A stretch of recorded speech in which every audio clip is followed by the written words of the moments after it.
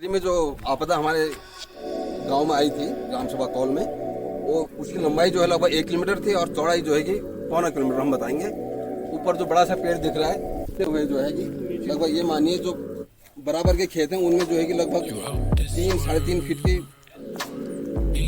दूरी आगे थी, गायब हो गया था जी, इतना बैठ गया था। देखिए बता रहे हैं अभी जैसे 2021 में भी बड़ी जोर वाली बारिश हुई थी, तो उस समय भी क्या धसाव हुआ है? हाँ, उसमें भी धसा हुआ नीचे खेत दिख रहे हैं, अभी बहुत ज्यादा बैठा है। गिट्टी जो छोड़ दी। मतलब अभी भी आपका जो गांव है ये उसकी जद में है, मतलब अभी खतरे की जद में है, तो एक डर बना रहता है। डर बना रहता है बरसात के समय। रात को जो है कि हमारा आराम हो जाता है। जागो, अब वो समय आ गया है जब शांत रहने से कुछ नहीं मिलने वाला। आवाज भी उठानी होगी और अगर जरूरत पड़ी तो देवभूमि को बचाने के लिए लड़ाई भी लड़नी होगी। Hi my dear all, I hope आप सभी अच्छे होंगे। उत्तराखंड के कई गांव भूधसाव की चपेट में हैं और जोशीमठ के हालात को देखते हुए इनकी चिंता कई गुना बढ़ चुकी है। आज मैं आपको एक ऐसे गांव ले चलती हूं जहां 1993 यानी कि उत्तराखंड राज्य बनने के 7 साल पहले भूधसाव हुआ था और तब से लगातार भूधसाव की प्रक्रिया चल रही है। ये है नैनीताल से 45 किलोमीटर की दूरी पर धारी ब्लॉक का कौल गांव। मैं अभी आई हूँ नैनीताल जिले के धारी ब्लॉक के कौल गांव में, जहाँ पर कि 1993 में आपदा आई थी और लगभग 30 साल हो चुके हैं। और मेरी मुलाकात हो रही है जसवंत सिंह जी से। सर, अब आप मुझे बताइए कि 1993 में किस तरह की आपदा आई थी, क्या हुआ था उस समय के, क्या हालात थे, और उसके बाद से अब तक का 30 साल हो चुके हैं। और जब आपदा आई थी तब उत्तर प्रदेश में हुआ करता था और आज उत्तराखंड बने हुए भी 20 साल हो गए हैं। तो ये जो हमारे सामने मकान दरारें दिख रही है उस समय के हैं, तब से। चलिए सर उधर चले। हाँ, ये छोड़ा हुआ है तब से। इसमें हमारी लगभग उस समय 25 से 30 लोगों की फैमिली रहती थी। अच्छा, ये पूरी जो है कि हाँ गांव के नाम से जाना था, पुरानी बाखली से आगे तक। तो इसमें 5-6 परिवार रहते थे, जिसमें एक परिवार हमारा था, बगल में हमारी ये दादी लोगों था, उसके बाद फिर और दादाजी लोग थे। तो इस प्रकार से जो है कि हमारा मकान था। इसमें जो है आपदा के चक्कर से यह बैठा, दरवाजे आड़े तिरछे हो गए और मकान से ऊपर जो है पत्थर थे उसमें चूने लग गया है, पानी अंदर आ रहा था। तो इसमें से काफी लोग आए, जिले से आए, जिलाधिकारी लोग आए, पटवारी लोग आए, एसडीएम, डीएम, और सारे लोग यहाँ पर आए। लेकिन एक नहीं के बराबर हमें उसमें राहत मिली। उसमें प्रोसेस ही वही थी, वैसे नहीं के बराबर ही नहीं कहेंगे तो मिली, वही काफी था। ये आप 93 की बात बता रहे हैं? 93 की बात बता रहे हैं हम। ये 17 सितंबर लगभग 1993 की बात है। तो ये जो पूरा हमारा ये बाखली के नाम से है।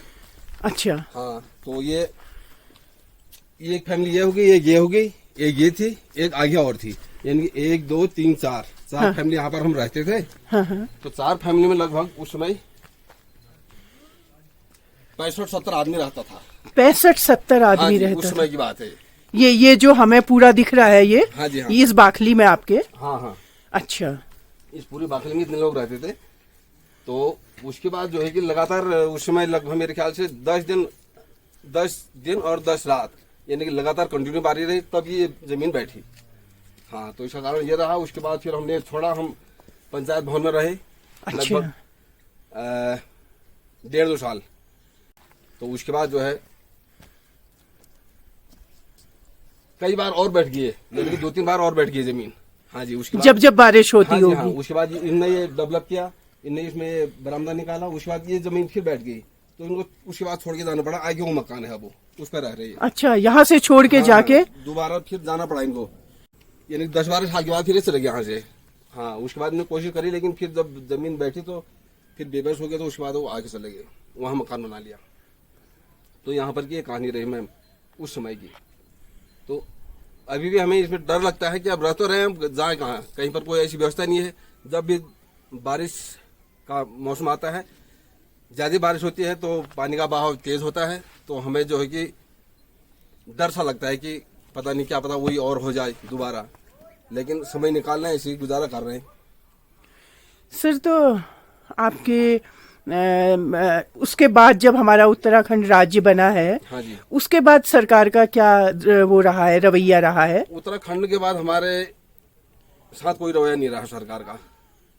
अच्छा। हाँ, कोई पूछने के लिए नहीं आया, कोई देखने के लिए नहीं आया जी। जब उस समय यूपी था, उत्तर प्रदेश था, तभी ये हुआ और तभी जाके लोग जो भी आए, सारे कर्मचारी प्रशासन शासन उसी समय आया। तो उत्तराखंड के बाद किसी ने नहीं पूछा। इससे पहले लगभग ये 3 महीने पहले कोई मीडिया वाले और आए थे। हाँ, तो उनने जानकारी ली थी। तो उनको भी हमने जानकारी दी है। हाँ, तो उनने बोला कि यार चलो जो भी हमसे राहत होगी हम करेंगे कोशिश। तो उसके बाद आए कोई नहीं। सर यहाँ पे जो नैनीताल के जिलाधिकारी वगैरह हैं वो लोग आए इस बीच? ये इस बीच तो नहीं आए सर। अच्छा। इस बीच नहीं आए। 2009 में बैठा था ये। 2009 में इनने घर छोड़ा है। अच्छा, ये वाला घर आपका 2009 में छोड़ा गया था? 2009 में छोड़ा है। तो कोई शासन प्रशासन से यहाँ कोई नहीं आया उसके कोई बाद? नहीं आया। कोई किसी भी तरीके की आपको हेल्प नहीं मिली है? बस वो ये सब ये तहसील वालों ने सिर्फ अपनी खाना पूर्ति की कि इनका तो पूरा क्षतिग्रस्त दिखा दिया। अच्छा। इनको मिला था 35,000 रुपये। अच्छा, इनको 35,000? 35,000 मिला था। हाँ। और यही हालत मेरे घर की थी। अच्छा, आप इसमें रहते हैं? जी हाँ। अच्छा। तो मुझे मात्र 5,000 रुपया दिया है। ओह, एक बार देखें आपका घर? जी जी। हाँ जी, हाँ देखिए।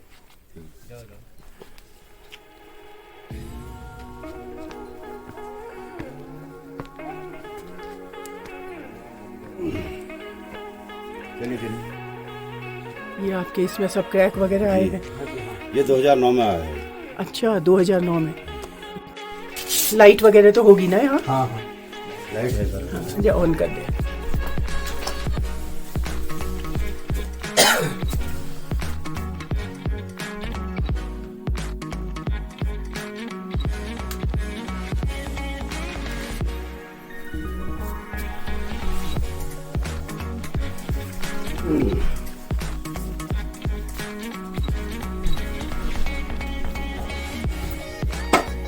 ये दरारें आई थी ये पौधा ये हमने फिर वैसे लिपाई पुताई अपने हिसाब से लिपाई पुताई ऊपर देखिए ऊपर वो देखो ये ये ना दिख रहा है, इस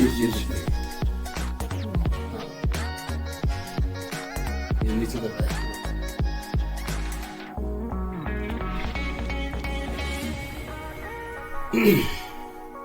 ऊपर ही बैठा है, फिर वो लिपाई पुताई करके हमने इसको बंद किया है। ये आपने हाँ जी, हाँ, यहाँ पे आपने हाँ जी, हाँ, ये हमारा मंदिर है ना।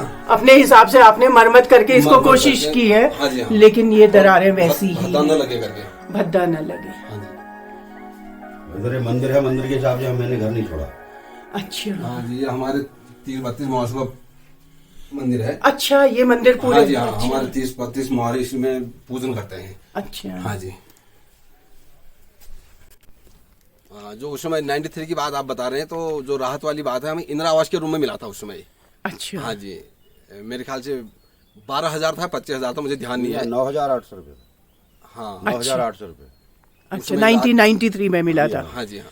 तो आप लोगों के विस्थापन की कोई बात नहीं हुई? ना कोई बात नहीं। कोई बात नहीं करी। वो उन्होंने कहा कि अपनी सुरक्षा स्वयं करो और अभी फिलहाल बचाव के लिए दाएं बाएं चले जाओ, वही हमने करा। जी हाँ, मैं भू धसाव की बात कर रही हूँ, ना कि भू स्खलन की। भू धसाव की वजह जानना और भू धसाव वाले क्षेत्रों को चिन्हित करना बहुत आसान है। अगर सरकार चाहे तो भू धसाव वाले क्षेत्रों के लिए गाइडलाइंस बना सकती है और फिर यहाँ पर प्रकृति के साथ तालमेल बैठाकर जिया जा सकता है और साथ ही जोशीमठ वाली स्थिति आने से भी बचा जा सकता है।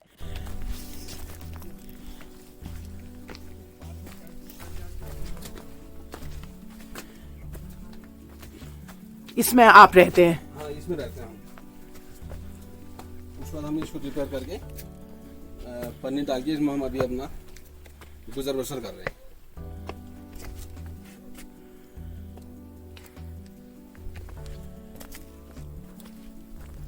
यहाँ पर हमारा बाहर का किचन है।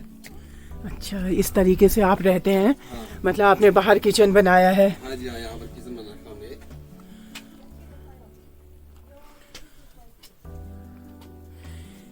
21st सेंचुरी के घर हैं हमारे उत्तराखंड के।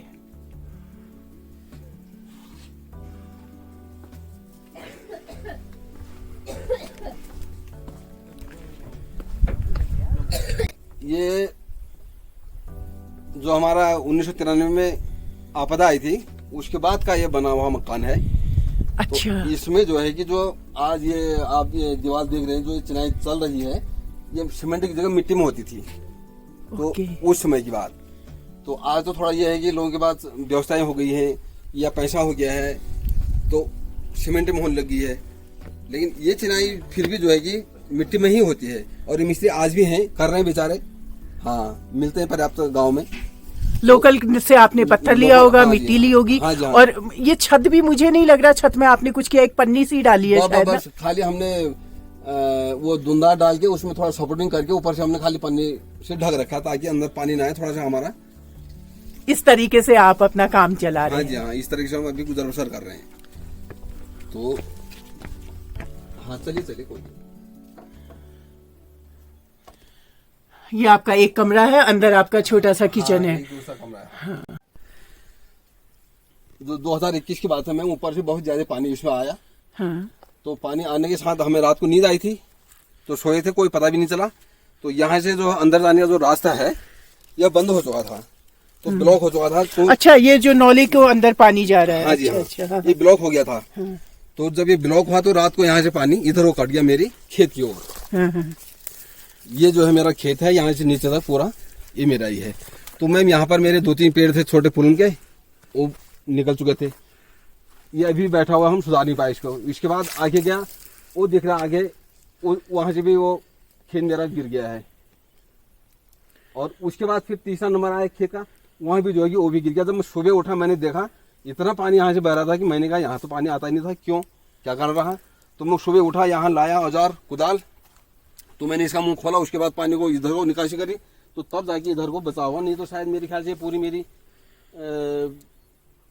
खेत के खेत ध्वस्त हो जाते, चले गए होते। हाँ जी हाँ, चले गए होते।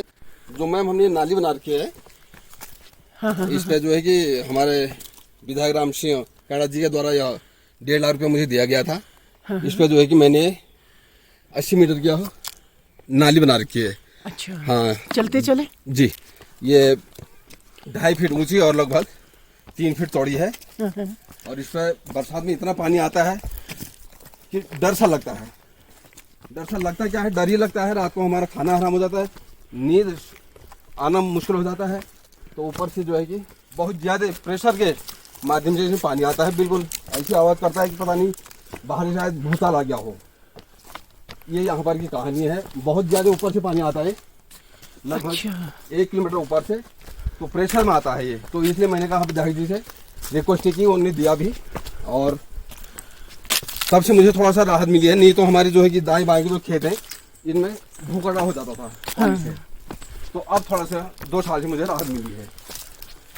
ये ऊपर है, यहाँ से पानी आ रहा है आपका यहाँ ना? से पानी आ रहा है ऊपर से। यस।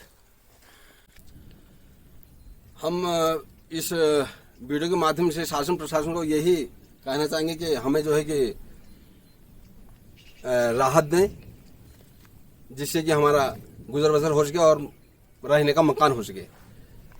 और ज़्यादा हम क्या कर सकते हैं, अगर यही हमारे लिए कर दिया वो काफ़ी है। लेकिन हमें उम्मीद नहीं है बिल्कुल भी। जब 30 साल बीत गए हैं, कोई सुनने को राजी नहीं है या कोई सुनता नहीं है। अगर जो भी सुनता है तो खाली फेक न्यूज की तरह सुनता है और इधर से सुना इधर से निकाल दिया। मैं ये कहानी हमारे उत्तराखंड की है। विशेषज्ञों का मानना है कि पर्यावरणीय परिणामों की परवाह किए बिना विकास के नाम पर नेताओं के नेतृत्व में अनियंत्रित गतिविधियां चल रही हैं, और इस तरह से सरकार पर टकटकी लगाए रहने से कुछ नहीं होने वाला। दूसरा रास्ता खोजना ही पड़ेगा। वो दूसरा रास्ता क्या हो सकता है, अपनी ओपिनियन शेयर करिए। फिर मिलती हूँ एक नई सोच और नई खोज के साथ आपके अपने ही YouTube channel Manjusha and influencer में। जय देवभूमि, जय उत्तर।